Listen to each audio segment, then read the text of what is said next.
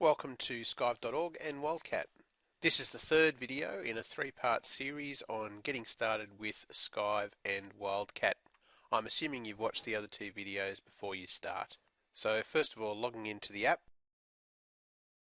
you'll notice that I have access to three modules. The Who's in Integration module is the same module that's shown on the live demo, but we've also provided a vanilla version so you can compare between the two.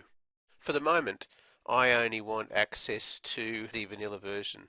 So what I'm going to do is I'm going to change my permissions. So I can see that the admin user has the group everything assigned. So I'll change what that group has access to. And I'm going to remove the Who's in Integration Manager role. I'll save that change. And then for that to take effect, I need to log out and log back in. Okay, and now I just have the admin module and the Who's In module. Now the other thing I'd like to do to get set up is to generate some demonstration data, and we've set up a job for you to do this. Within the admin module, go to Jobs and Schedule a Job, add a new schedule. The job to run is the Who's In load demonstration data, and I want to run it in the context of my own user credentials. And I want to schedule that. I could schedule that job for any time, but I want to schedule it for now. And that job's now off and running. Cancel out of here, refresh the job view, have a look in the actual, and I can see that the job has completed at 100%, which now means that I have some test data, for example some staff, and also some allocations. Okay, so let's go and have a look at what that means in the development side of things. I'll just minimize the console. So just to explain what we've seen from the dev side, we have in the Skyve declaration a customer called Demo, and they have access to three modules. In the modules section, we have the three modules, Admin, Who's In, and Who's In Integrate. We're going to be looking first at the Who's In module, so I'll expand that out. The Who's In module XML is basically a manifest file to tell you what's in this module. So I'll open that up and just expand that up. It has a job, a couple of documents. First of all, office and staff are the key documents within this module. And then there's two documents that are carried in from the admin module, contact and user. It has a couple of queries, two roles, manager and staff, and then some menu items. Now the only thing to worry about with the menu items at this stage is that these menu items are for desktop and tablet. As you can see, this menu item here is only valid on the phone, and this menu item is only valid on the desktop. Having a look at the two documents, we've got office and staff. In each of these packages is the XML which describes the document. So for example, in the office document, it has the attributes, level, unit, building name, suburb, postcode, phone. These packages are empty, which means there is no view specified. So just to show what that looks like in the app, if I have a look at an office and zoom in, so that's a default view generated by Wildcat, which just has all of the attributes of the office document. The actions here are available because I have those permissions on the document itself. So to see where that's reflected in the module XML, because I'm a manager, I have full CRUD permissions to the office document, so those actions are available. In the staff document, I have a view specified. Views are specified at a high level so they can be interpreted for different devices as required.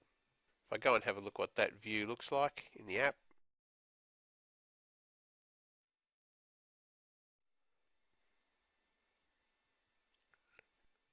now it's always worth seeing what Wildcat will generate by default, so let's do that with the staff view.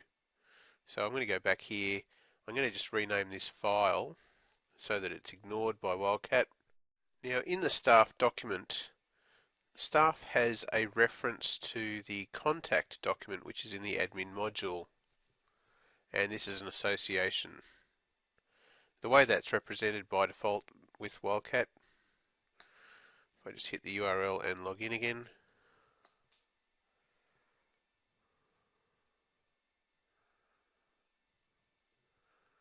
is with a what we call a lookup description, which combines a combo with a multi-column filter and pick,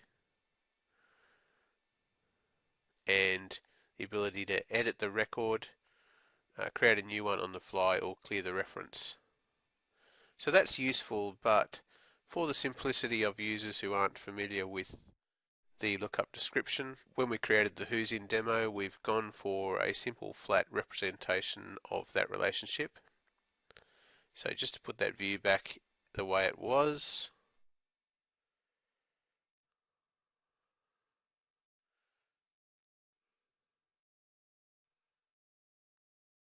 and touch my deployment,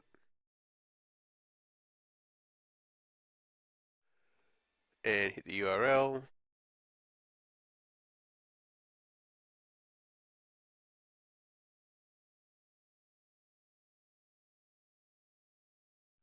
you can see here instead that what we've done is we've flattened out the reference and included the attributes from the contact document directly.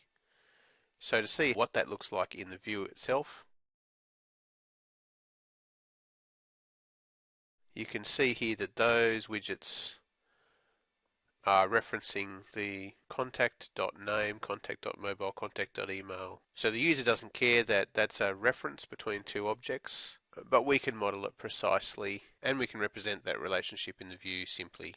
You'll also note that most of the widgets in the view are default widgets, which means let Wildcat decide what sort of widget I require.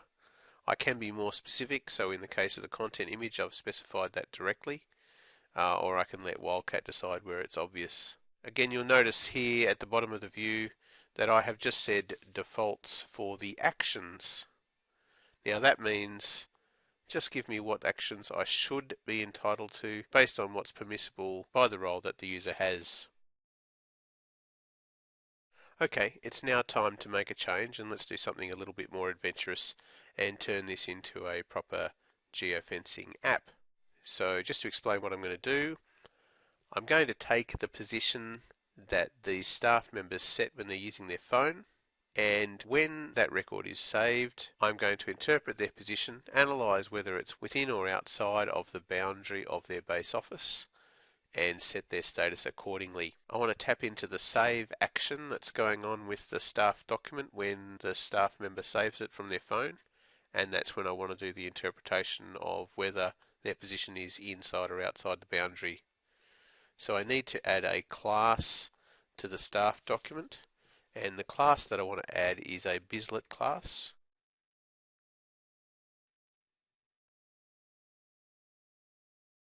And by convention we give it the name staff Bizlet. I'll browse for Bizlet, and I want the Skyve Bizlet class. There's my Bizlet class. Now it's going to reference the staff document and a control space to import in the Who's In domain, not the Who's In integrate, but the Who's In domain. And I want to ambush the pre-save lifecycle event. So from source, override and implement methods, pre-save. I want to see if their current position, as is about to be saved, is within the boundary of their base office.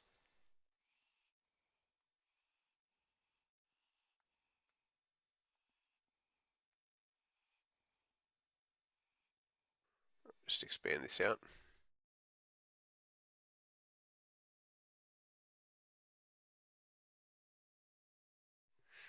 So I'm asking if the beans location is within the beans base office boundary, and if it is, for a simple example, I want to set their status to in the office.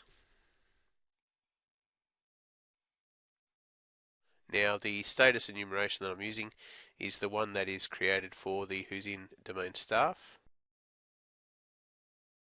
And I'll save that class. The last thing I want to do is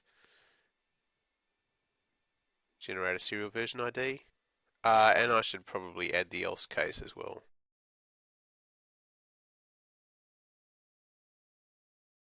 So I will just touch that and go and check it in the app.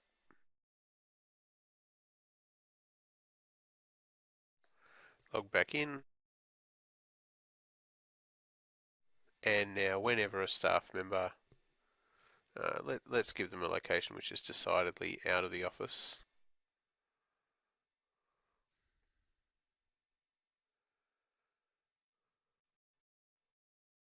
So if I save, it will automatically set them to out of the office. And the last thing I'd like to do is I'd like to add a resume for each staff member. So switching back to the design mode, in my staff document XML, I'll add in some content, call it the personal resume. On the screen, I want that to be called resume. Save that document. Now, because I've changed the model, I now need to generate domain, check that I haven't broken anything, my build is successful, refresh the Wildcat project. Now I've added the content, but because staff has a view defined, I need to add that content widget onto the edit view. Open the edit view. I'll just add it at the bottom here. So to add a new row to the form, just copy the previous row. I'm going to use the default control, and this time my binding is personal resume. Save that and touch. Now it's actually quite a good idea if you're changing views to do the generate domain again, because that will validate whether what you've changed in the view is okay. So let me generate domain, successful, update and touch. Okay, so if I'm ready to try that, I'll log back in again, go back to my staff member, and now you'll see that I have a content with an upload button. So let's upload some content. I'll upload the demo readme as the content, and I'll save the staff member. Having saved that content, I can now do some federated text searching. Let's search for wildfly. Now with the content searching, I can either go to the record that holds the data or to the content itself. In this case, let's navigate to the record that holds the data. And there it is. That concludes this video, and I hope that gives you some ideas about developing applications in Wildcat. There's also a developer guide available on the Getting Started page which you can refer to. Thanks for watching.